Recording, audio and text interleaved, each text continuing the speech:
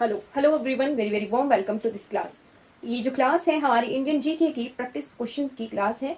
ठीक है, हमने जितना इंडियन जीके में कवर किया है, अब हम कुछ क्लासेस में जो है इसके प्रैक्टिस क्वेश्चन करेंगे। ठीक है, आज की हमारी क्लास का प्रैक्टिस क्वेश्चन में हम जो है इंडिया के नेबर्स और इंडिया की कंट्रीज जिनके साथ नेबर्स के साथ बाउंड्री शेयर कर रहा है इंडिया, या फिर इंडियन स्टेट्स जो हैं जो भी बाउंड्री लगा रहे हैं वो कवर करेंगे। ठीक है, चलिए हमारा पहला क्वेश्चन क्या है। पहला क्वेश्चन है, भारत किस देश के साथ सबसे लंबी सीमा लगाता है।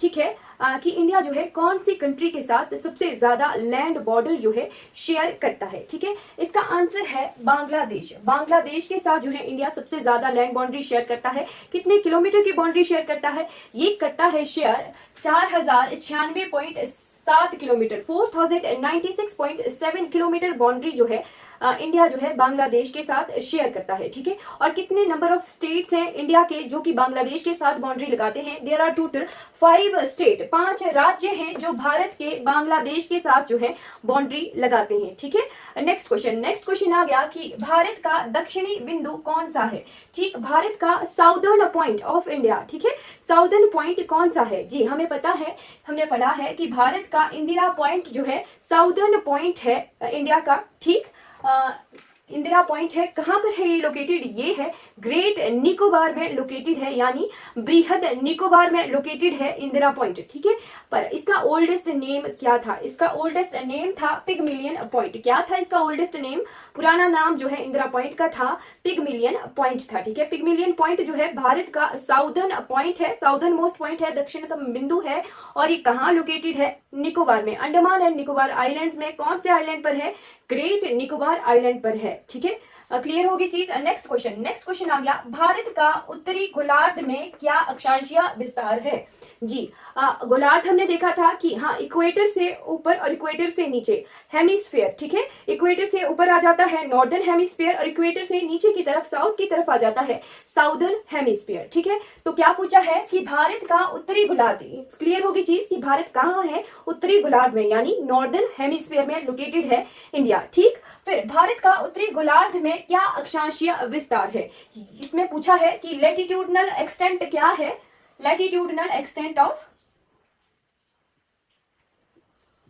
इंडिया। ठीक, कितने डिग्री से लेके कितने डिग्री तक लोकेटेड है इंडिया जो नॉर्दर्न हेमिस्फीयर में? जी इसका आंसर है 8 degree, 8 degree 4 minute, 8 degree 4 minute से लेके 37 डिग्री 6 मिनट नॉर्दर्न लैटिट्यूड। ठीक है, उत्तरी अक्षांश 8 डिग्री 4 मिनट से लेके 37 डिग्री 6 मिनट उत्तरी अक्षांश में फैला हुआ है हमारा भारत देश।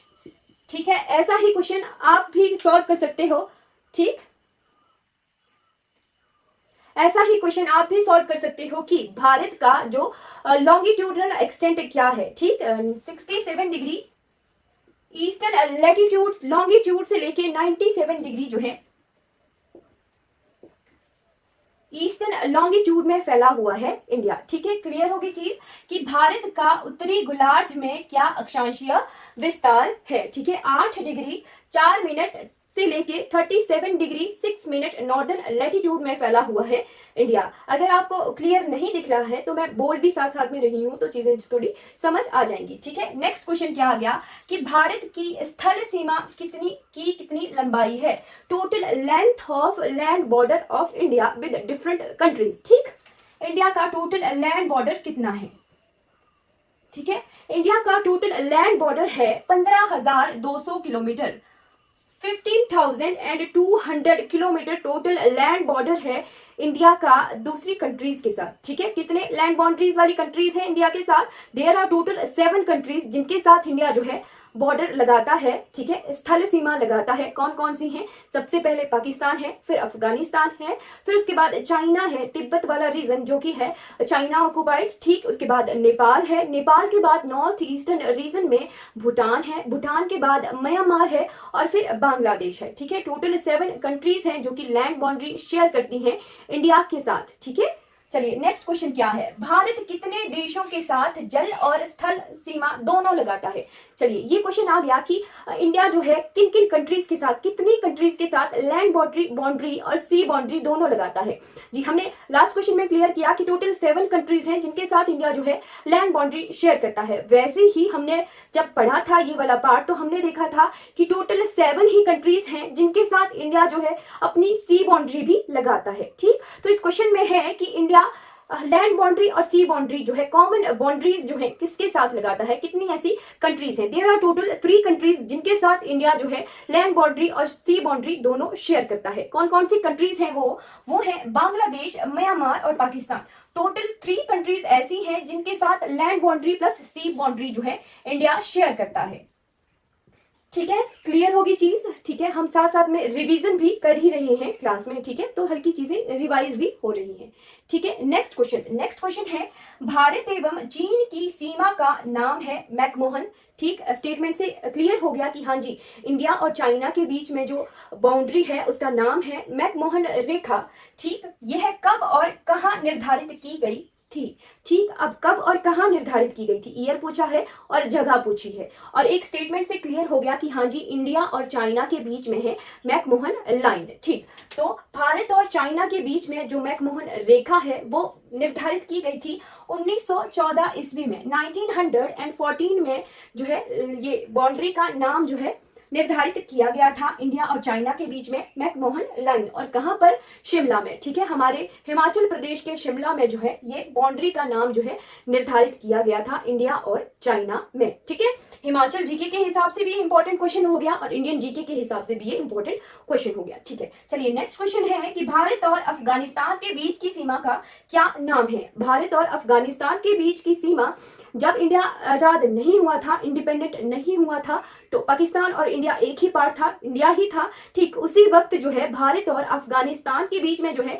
बाउंड्री बनाई गई थी। कौन से ईयर में, 1896 में। कब, 1896 में इंडिया और अफगानिस्तान के बीच की बाउंड्री बनाई गई थी। क्या नाम है उसका नाम है डुरंड रेखा। ठीक, सर डुरंड के द्वारा जो है ये रेखाएं जो है बाउंड्री बनाई गई थी। किस किस के बीच में, भारत और अफगानिस्तान के बीच में डुरंड रेखा है।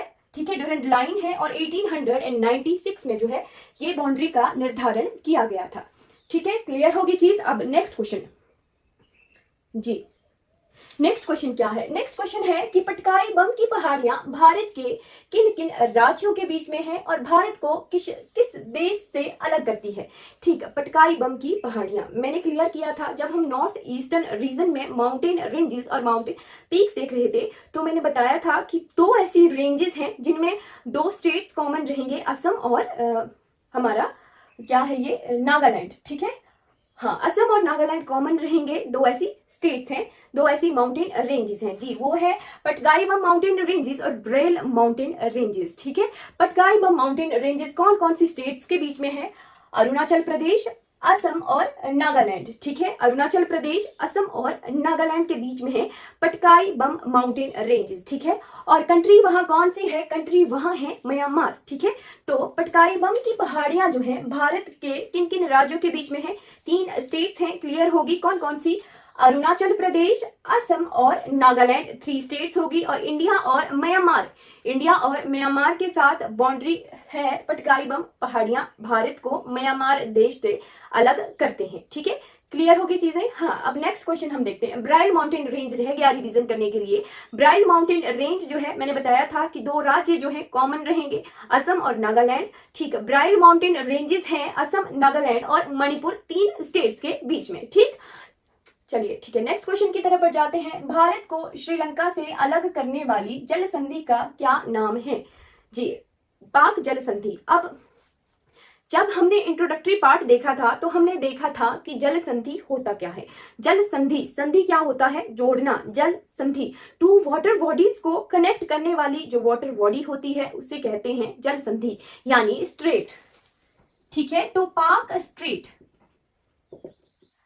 स्ट्रेट जो है इंडिया को श्रीलंका से अलग करती है। जल संधि का क्या काम होता है, जल संधि 2 वाटर बॉडीज को कनेक्ट करेगी। ठीक है, और 2 लैंड बॉडीज को अलग करती है। लैंड बॉडीज कौन कौन सी होगी, श्रीलंका और इंडिया। ठीक है, श्रीलंका और इंडिया को अलग कर रही है पाक स्ट्रेट। और किस किस वाटर बॉडी को कनेक्ट कर रही है ये मन्नार की खाड़ी, ठीक है, और bay of Bengal. Bay of Bengal और मन्नार की खाड़ी को कनेक्ट कर रही है जल संधि, यानी 2 वाटर बॉडीज को कनेक्ट करेगी और 2 लैंड मासेस को अलग करेगी। 2 लैंड मासेस कौन कौन से आगे? भारत और श्रीलंका। क्लियर होगी चीजें कि इंडिया और श्रीलंका को अलग करने वाली जल संधि का क्या नाम है? पाक जल संधि, पाक स्ट्रेट, ठीक है। चलिए नेक्स्ट क्वेश्चन है, भारत का कौन सा राज्य सर्वाधिक राज्यों से सीमा लगाता है? ठीक, इंडिया का ऐसा कौन सा स्टेट है जो कि सबसे ज्यादा अदर स्टेट्स के साथ बाउंड्री शेयर करता है? इंडिया का Uttar Pradesh most populous state भी है इंडिया का, ठीक है, अकॉर्डिंग टू 2011 सेंसस, ठीक है। इंडिया का उत्तर प्रदेश राज्य है जो कि सबसे पॉपुलेटेड है, ठीक है, और इंडिया का उत्तर प्रदेश स्टेट ही है जो कि सबसे ज्यादा स्टेट्स के साथ जो है बाउंड्री लगाता है। टोटल 8 स्टेट्स के साथ उत्तर प्रदेश जो है बाउंड्री लगाता है। कौन कौन सी स्टेट हैं? सबसे पहले भारत का मैप आपकी आंखों के सामने आना चाहिए कि सबसे पहले उत्तराखंड आ गया, उत्तराखंड के बाद हिमाचल प्रदेश के बाद हरियाणा के बाद राजस्थान, ठीक है, राजस्थान के बाद मध्य प्रदेश, फिर छत्तीसगढ़, ठीक है, छत्तीसगढ़ के बाद आ गया हमारे पास झारखंड और बिहार। टोटल 8 स्टेट्स हो गए जिनके साथ उत्तर प्रदेश जो है बाउंड्री लगाता है। और एक और चीज आ गई कि उत्तर प्रदेश जो है भारत की नेशनल कैपिटल न्यू दिल्ली के साथ भी जो है बाउंड्री लगाता है, ठीक है। तो 8 स्टेट्स प्लस 1 यूटी आ गया, ठीक है, 8 स्टेट प्लस 1 यूटी, ठीक है। दिल्ली हमारा यूनियन टेरिटरी भी है, नेशनल कैपिटल भी है। तो उत्तर प्रदेश के साथ कितने राज्यों और केंद्र शासित प्रदेशों के साथ बाउंड्री लगाया? 8 स्टेट्स के साथ और 8 स्टेट्स के साथ और 1 यूटी के साथ बाउंड्री शेयर की उत्तर प्रदेश ने, ठीक है। चलिए नेक्स्ट क्वेश्चन, भारत में ब्रह्मपुत्र नदी कौन से दर्रे में प्रवेश करती है? जी, भारत में ब्रह्मपुत्र नदी 2 इंपॉर्टेंट रिवर है इंडिया की जो कि बाहर चाइना से, तिब्बत से निकलती हैं। सबसे पहले आ गई सतलुज और सेकंड आ गई ब्रह्मपुत्र रिवर, ठीक है। दोनों जो है अपोजिट डायरेक्शन में निकलती है, सेम प्लेस से निकलती है, मानसरोवर झील से, ब्रह्मपुत्र भी और सतलुज रिवर भी, ठीक है। सतलुज रिवर कहाँ एंटर करती है? हिमाचल प्रदेश के सिपकिला पास में एंटर करती है इंडिया में, ठीक है। और ब्रह्मपुत्र रिवर जो है योंगयाब पास, क्या योंगयाब दर्रे में एंटर करती है इंडिया में, ठीक है। 2 अलग अलग जगहें आ गई, कहाँ से निकली? जी ऐसे है, मान लो ये इंडिया है, ठीक है, तो यहाँ जैसे मानसरोवर राकसताल से निकलती है सतलुज रिवर, जी सेम ही प्लेस है, लगभग सेम ही रीजन है, मानसरोवर झील के आसपास से ही निकलती हैं दोनों ही, सतलुज भी और ब्रह्मपुत्र भी, ठीक है। सतलुज रिवर हिमाचल प्रदेश में शिपकिला में एंटर करती है और ब्रह्मपुत्र जो है योंगयाब दर्रे, योंगयाब पास में जो है इंडिया में एंटर करती है, ठीक है। क्लियर होगी चीजें? जी बिल्कुल, ठीक है।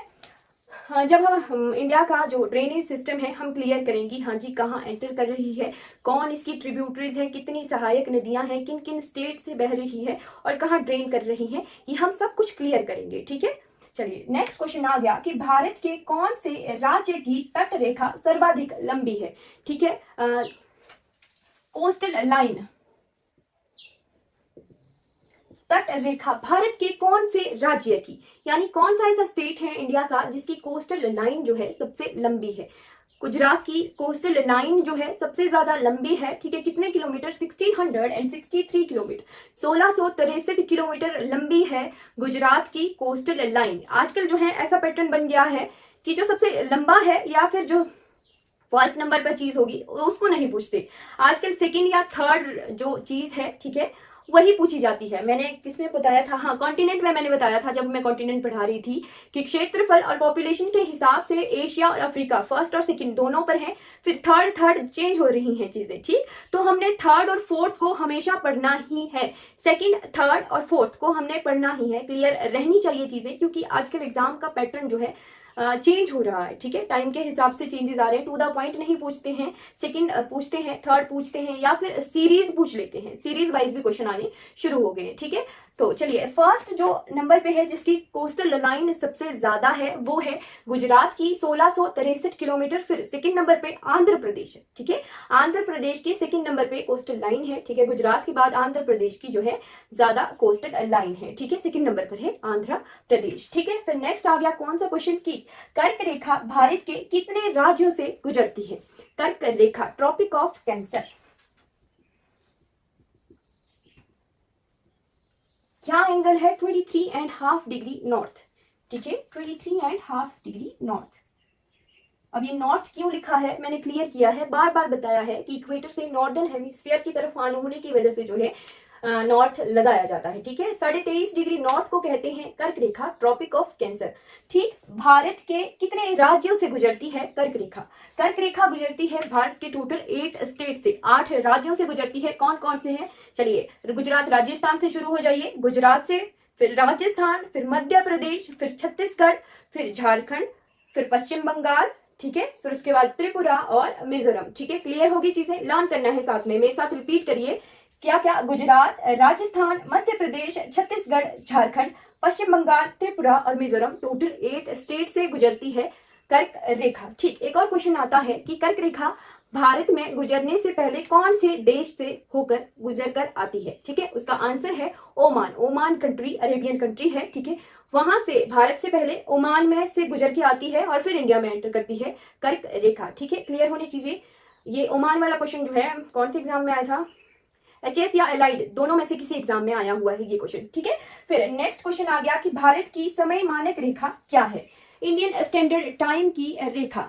ठीक, इंडियन स्टैंडर्ड टाइम की जो लाइन है वो है 82.5 डिग्री ईस्टर्न लॉन्गिट्यूड। ठीक है, ये जो कर्क रेखा है ये लैटिट्यूड है, 23.5 डिग्री नॉर्दर्न लैटिट्यूड है। ठीक है, और इंडियन स्टैंडर्ड टाइम की जो लाइन है वो है 82.5 डिग्री ईस्टर्न लॉन्गिट्यूड। ठीक है, 82.5 डिग्री पूर्वी देशांतर है इंडियन स्टैंडर्ड टाइम की रेखा, भारत की मानक रेखा।